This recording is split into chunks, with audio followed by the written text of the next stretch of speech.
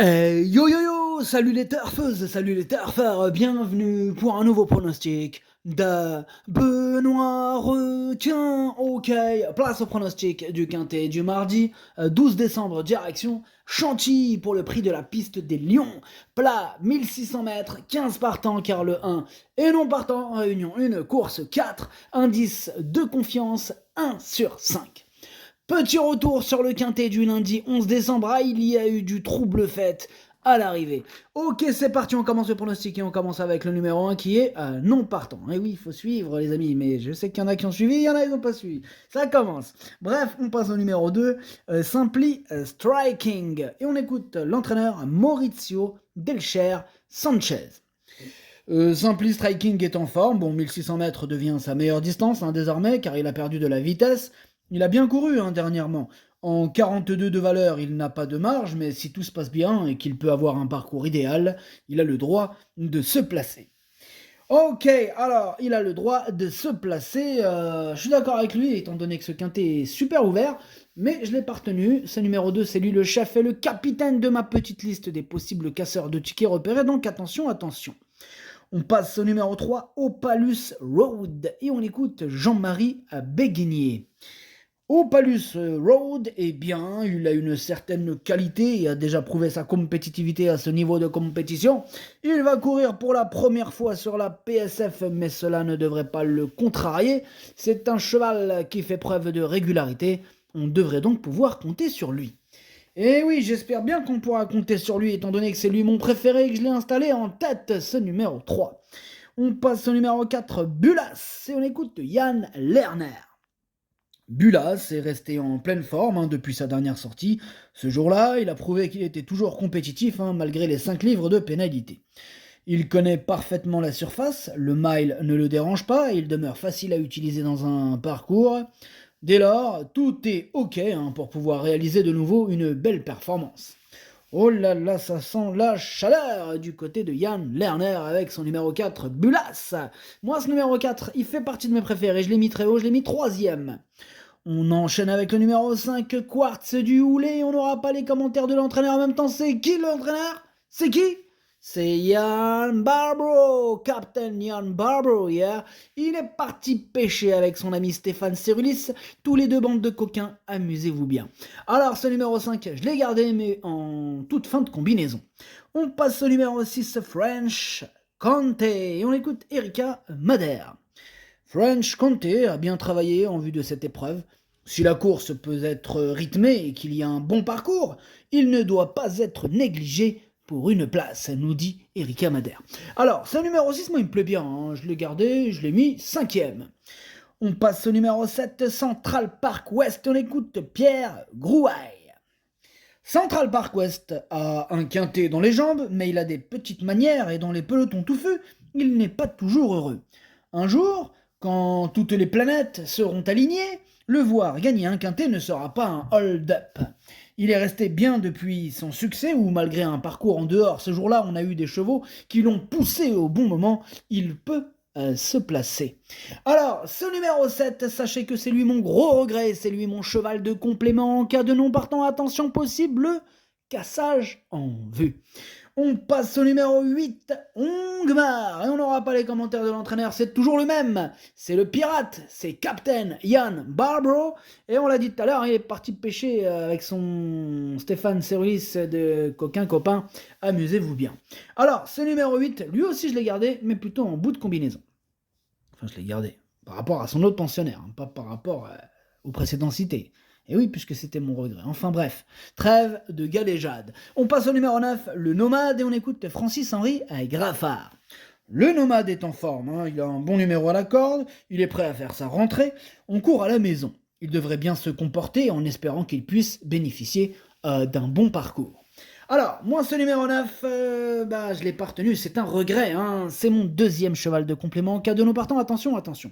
Oh, il est ouvert ce quintet, ça peut arriver dans tous les sens, de tous les côtés. C'est le genre de quintet, tu le recours 10 fois, c'est pas la même arrivée. C'est bizarre quand même. Ça devrait être, normalement, tu mets Usain Bolt vs, tu vois ce que je veux dire, Pierre Richard. C'est Usain Bolt qui arrive le premier. Ah là, c'est ça. Question de parcours, ça se bouscule, c'est terminé, tu vois. Ah, ça se joue à rien, tu vois. Ah, c'est comme ça. Du coup, on en était où, nous? On est là, blablabla. Eh ben ouais, ça va trop vite. On disait le nomade, hein. Regret. Et j'ai pas dit le numéro 10.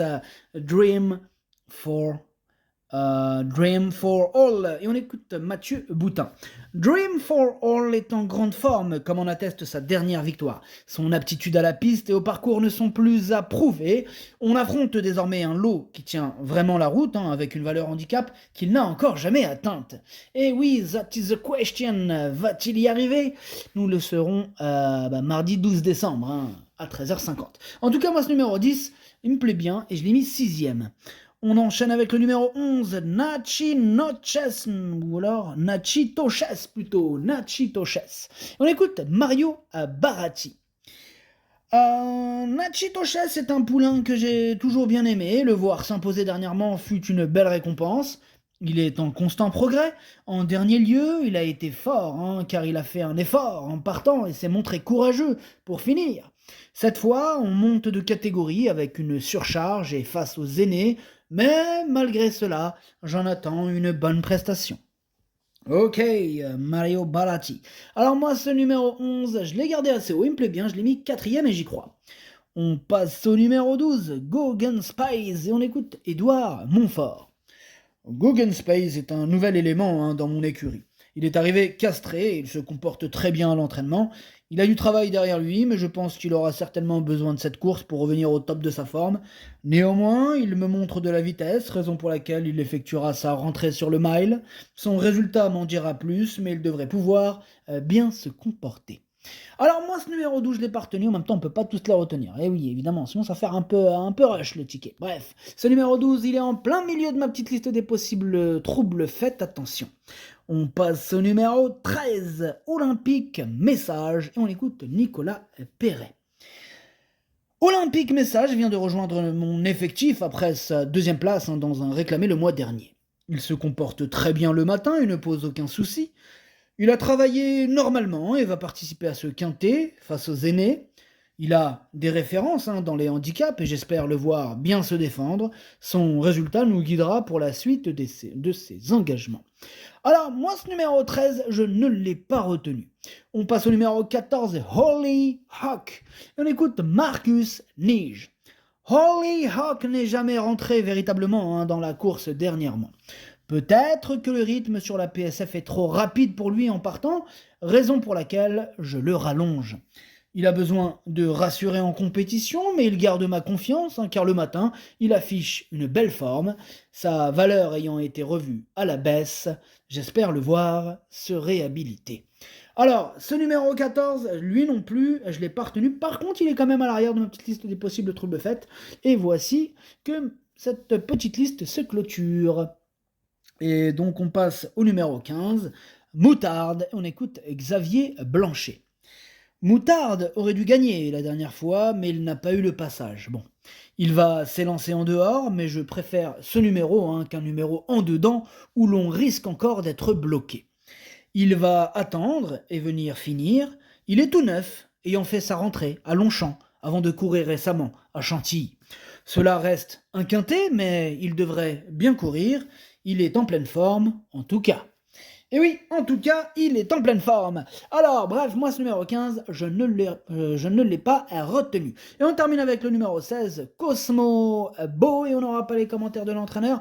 Hein, comme on l'a dit tout à l'heure, c'est Stéphane Cerulis qui est parti pêcher avec son ami Captain Ian Barbro. Captain Ian Barbro, amusez-vous bien tous les deux.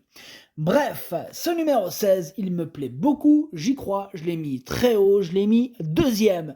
Le pronostic, ça donne 3, 16, 4, 11, 6, 10, 8, 5. Merci d'avoir suivi cette vidéo. N'hésitez pas à mettre un pouce bleu si la vidéo vous a plu. Pour accéder à tous mes tickets pour la course du Quintet, rendez-vous directement en description de la vidéo.